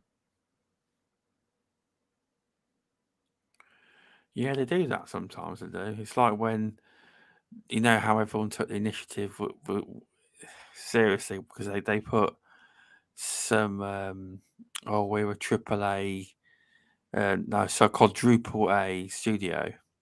Oh Well, god. apparently a lot of that was marketing for developers, wanting to get developers to work for them. It wasn't actually a quadruple A. It was some third party marketing company to try and attract developers in. It wasn't that. That's not what they were. It wasn't Microsoft that touted that. Do you know what I mean? But there was that. But yes, it's indie gamer seems to think it will. Well, what he's put in the chat, it had to be. I know. Burr. So he's put Burr of so October or November release window because he's blocked out the start of it. So No, I think they did that block on their own. If I remember, they did show if the game did that? Oh right, yeah, I think okay. in the Oh Scorn right. trailer I or was. something like that, they actually no, wait a minute, it was Atomic. I think it was Atomic Heart.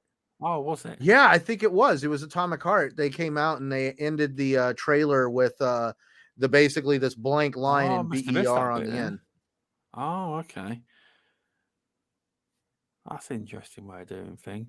One thing I don't want to see at E3. Oh, God's sake. So you should say in E3, the showcase is well, we all know the exclusivity's ending for Deathloop. Don't really want to see that at E3. That's not E3. The showcase, right? Because I watched the um, PlayStation shows and they hammered that game. They hammered that game in their shows to death. that's where I don't know because of the giant middle finger Gearbox gave to the PlayStation community on, Yeah, hey, thanks for buying Godfall at $70 and it was an empty shellless game, and over here on Xbox we're going to sell it for $40 a full price on a bad day.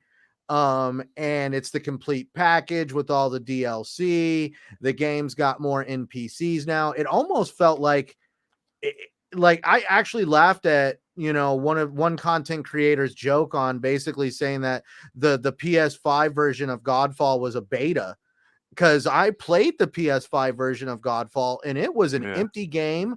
And when you play it on Xbox, I was like, man, if this was my first experience with this game, I would think nothing was wrong. Oh, And well, they're also Embracer owned now. who? Oh, that Big, too. yeah, But Embracer owned. I'm curious if I'm wondering, are we going to see that trailer for Deathloop and then all of a sudden we're going to see, hey, buy the ultimate version of Deathloop right now for $30 and get this DLC drop Maybe. with it, and the guys over on PlayStation got to buy the DLC. Well, I don't know. I just think it would be with the Deathloop situation. I don't think it'd be mentioned much in the showcase. It might just be, I think it'd you be know, a quick trailer and get it done and you know over them with. cool little Game Pass trailers they make. It could be Right. that it's stuck into one of them. It might be, or they That could too. show loads, but they All know I it's been hammered by PlayStation.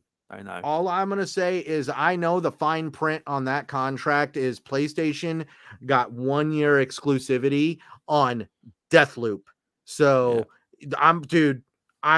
they probably have to have some kind of DLC cooked up somewhere, and it's probably going to pop up over I'd like say it's yeah. They'd say so. They probably add it in with it. They probably say with Game Pass, or they probably say if you buy it on Xbox, you'll get this new DLC for nothing anyway. Maybe. Exactly. And that's Yeah, where I'm like you saying. say. That's why I'm saying. But I feel like I hate to say it like this, but I feel like the PlayStation community might get a little bit of a slap in the face, or when Deathloop releases on the Xbox side, if they decide to release some DLC and stuff like that. It might do. Who knows? Also, I've got wrote down. So, the Persona games. I know of them, So never played them. I'm actually confused on what they are. I haven't played them either. I was I don't know if hoping. they're a I was single player hoping. experience or a fight Yeah, I 'em game. believe. I have no Yeah, idea. yeah. I think they're a single player game, kind of like Yakuza, Well, and not the I same, know. but not the same as Yakuza. But I think I hate there was some rumors that Persona 5 Golden was coming to Game Pass and Xbox. So, but it could not be. It might not be true because PlayStation pretty much have the Persona franchise on lock. To be honest, they do. So I I have a very very picky taste when it comes to Eastern style gaming. If you want to know a game that I love to play, that I own a couple of, Final Fantasy. I love Final Fantasy. Uh, Downer got the Downer. Have remember him on TXR? Oh yeah, yeah. I still remember. The Yeah, Downer Downer. Yeah, got yeah. me Yakuza. Shout out to Downer, awesome guy. He got me Yakuza Enter the Dragon for Christmas. I still need to Oh, finish that game. I played a I've few not hours played of that. it. Do you like it? Uh, the new one that came out. I See, thought you did play it. no. I played Yakuza. I've played the main line, the old ones. Yakuza Okay, 0. Hang on.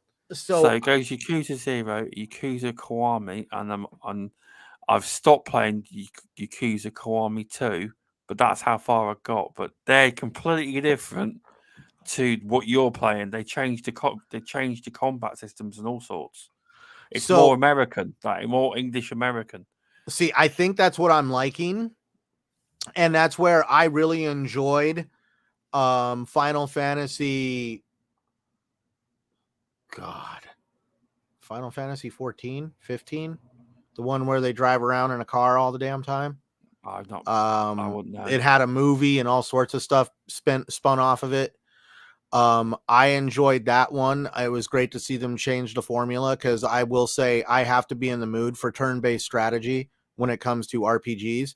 But there is some games though that actually embrace that turn-based, that actually did interest me. South Park, The Stick of Truth.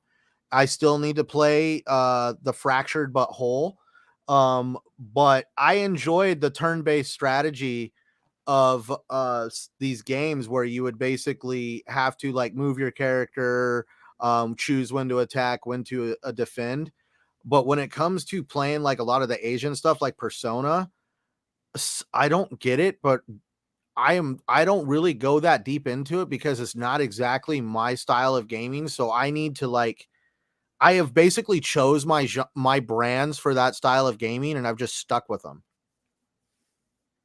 That's fair enough. I mean, the like Yakuza 0, I spent 80 hours in that game. There's although it don't look a big game, there's loads of side missions and there's loads of. But obviously, if you don't like reading subtitles, I'm guessing you didn't have to do that in the new Yakuza. No, you didn't. You didn't have to read subtitles then. No, I actually, I want to say because I I did. because I heard it was in English as well. They The old probably more. Yakuzas The ain't. funny part is it probably more than likely could be, but if you want to know Yeah. the hilarious part, I leave subtitles on in my games anyways, because sometimes I play late at night and my wife is trying to sleep, and I'll have the TV turned down and I'll have the subtitles on. So the funny part is I'm reading subtitles most of the time anyways. Oh, fair enough. Fair enough. No, I've not played the new Yakuzas. I haven't. I need to get up. I want to play all the Yakuzas because what happened was they started removing some of the Yakuzas from Game Pass. So I bought them. I bought the first 3 Yakuzas just in case. But they were removing them and they put them on offer for like £4 or £5 each. I thought, fucking hell, yeah, I will buy them. I remember watching everybody Mhm. get so angry, like they're pulling these games out of Game Pass. It's Doesn't so matter unfair. if you. Yeah, but they were offering. Yeah, but when they were doing it, they were discounting them heavily because Oh, I the know. old Yakuzas ain't very expensive. If you look, the new Well, Yakuza you've got is expensive because it's brand new. But you've got to remember, Yakuza 0 is like 10 years plus old. It's a really old game. A lot of them have just been ported to the Xbox. They're quite old. They're old games. They are. So they're not going to be that expensive anyway. They're not. no, I just love how nowadays when you flip open Google, we now have our monthly games leaving Game Pass report. Like they gotta Yeah. like something like you know how bad news sells. So like, oh, we gotta mention what games are no longer gonna be in It Game doesn't Pass. matter. I mean, they do offer really nice discounts. I mean, I wasn't expecting them to be that cheap, so I bought them. Indie Gamer is saying the new game in Game Pass, Trek to Yomi, is Japanese spoken with subtitles. Very authentic feeling that way. You should check out his review on his channel, Centurion. It's very I'll have good. to. I've heard a lot of His people review. talking about Trek to Uni. Congratulations on that, Indie Gamer. He actually got a review code from Devolver Digital. Well done. That's an achievement. That's really good. Hopefully, you can get more codes in the future. Have you ever Excellent watched a work. stage event for Devolver Digital? Nice. Yeah. I've watched an online one. Is that what you mean? Obviously. Is that what you mean? Well, I mean, like, have you watched their like actual stage events? Like Yeah. how crazy they can be? Oh, yeah. Am I wrong? Is Devolver the one where that time Phil Spencer appeared on it one year with a monster? Indie game. It was like with him. He had a skit in the show, in the indie game show. I'm sure indie gamer might correct me. It was either he was in the future game show, or he was in the Devolver digital show one year. Phil Spencer was, and he wasn't even advertising an Xbox game. I don't believe he was just in a Oh, skit for I fun. a lot of their But that was all it of for their Carry stage On. shows are actually skits. Yeah, it was for Devolver Digital for Carry On, but I think Carry On came to Game Pass. That might have been why he was in it. But it was a funny skit he was in. Oh yeah, I've like I mean like some of all of their stage events are most of the time are staged. I mean like what caught me off guard was one day like watching them coming out and like insulting the crowd and doing all this crazy stuff on stage, and I'm like, who the hell is this? And I realized, and now I have grown accustomed to seeing Devolver Digital stage events and just how insane they can be. Right, it's good. Don't be afraid. Try new things. You know what I mean? Don't play it safe, and they don't play it safe. And they're good shows. They are.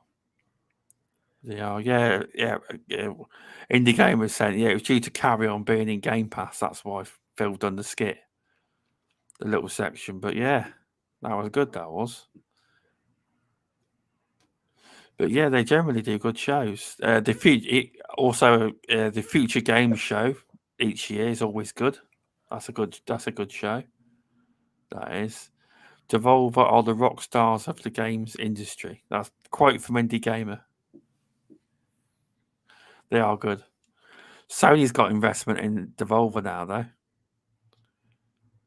Investment, or did they acquire them? No, I think they just invested in them. No, they're I think they've invested got in them. shares in. They've got shares in them. They have.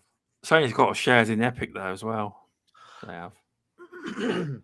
But yeah, I feel if Devolver was to be acquired by any company, it would change their stage shows, and I really don't want to see that happen. I I don't feel like think they have really found a niche for themselves, and I feel if somebody like let's just put it this way, their shows yeah. are not very PG.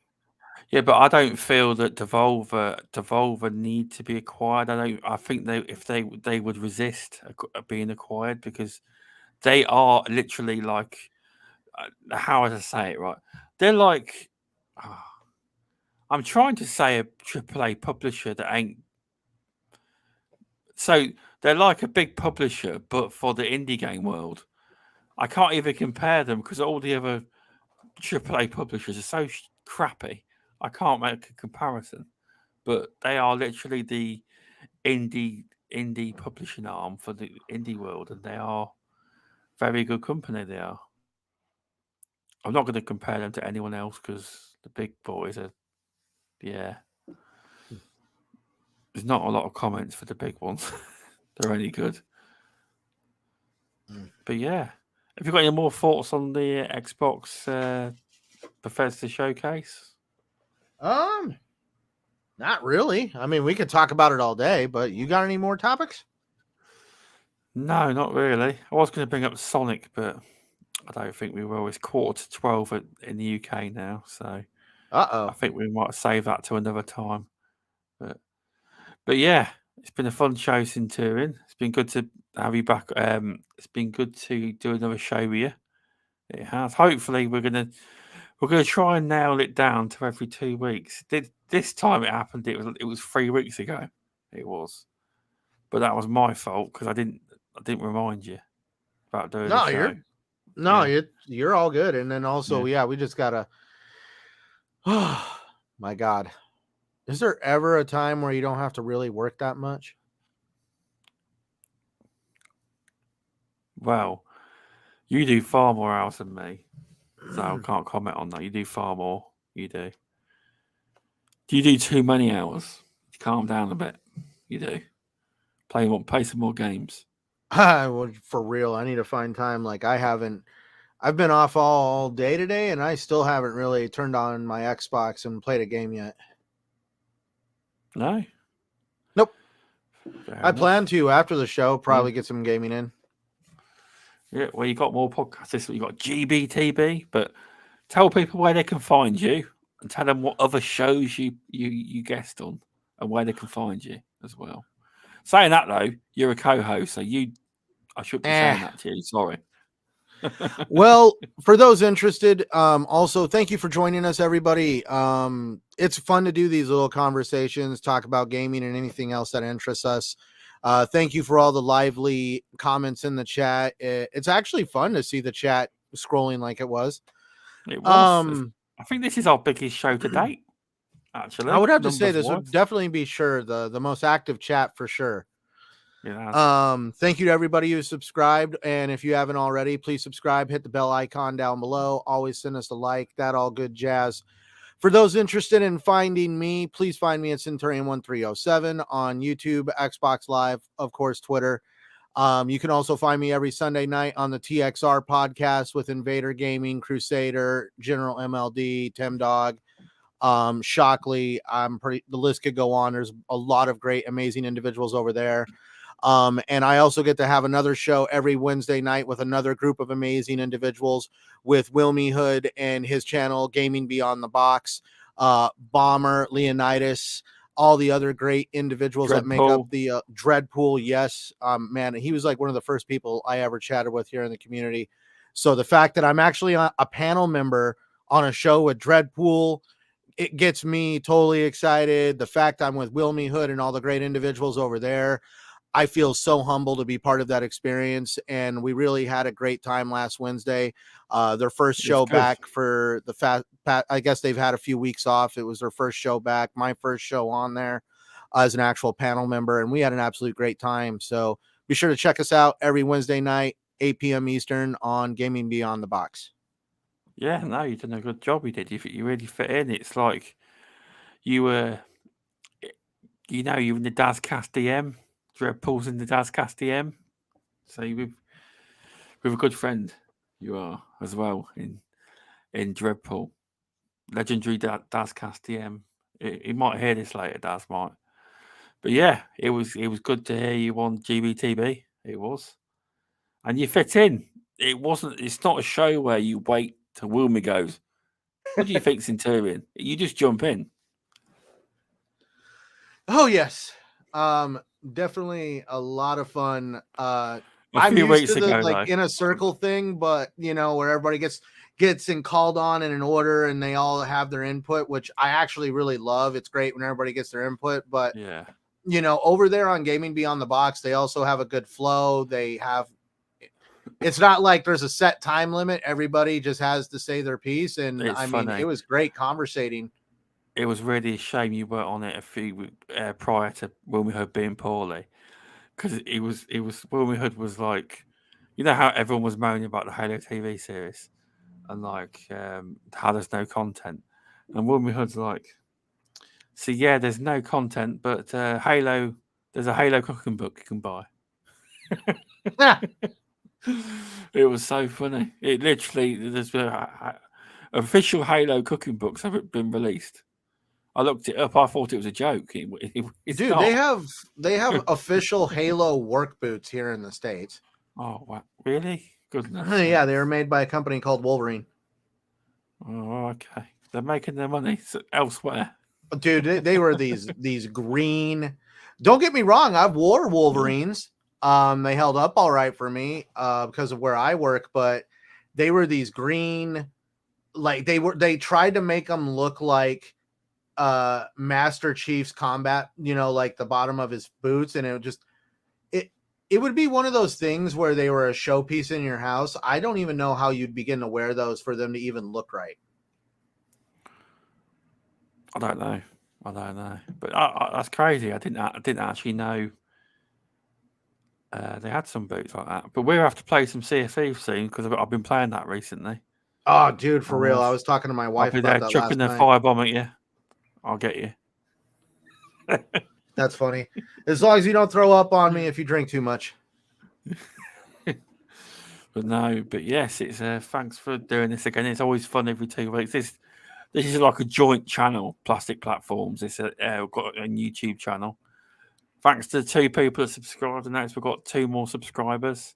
Woo! And we are available on Spotify, Apple Podcasts, Google Podcasts, and pretty much majority of the podcasts you can get. Amazon, Audible, all sorts. I keep adding more every so often. You can also catch us on there as well.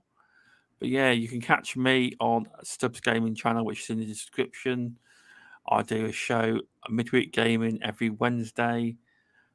Now it's changed to 4 p.m. EST, and it's 9 p.m. British Summer Time. Weekly, a gaming show with me, Cerebral Paul, Animated Evil, Removable Sanity, VJ, and a guest usually. And this Friday, I am doing the Stubbs cast on my channel, Stubbs Gaming channel, with Spooky Sprocket on the Stubbs cast, the Content Creator podcast. That's where we get 5 p.m. EST, 10 p.m. BST. If you want to check it out, but if not, you can always check it on demand or on Spotify after. But yeah, thanks for tuning in, everyone. The chat's been very lively. I think it's been the most lively chat we've had since we started the show. But yeah, thanks in Turin for doing this chat. We'll hopefully be back in 2 weeks. We will be. We will be. But thanks for checking it out, everyone. Night, everybody. All right.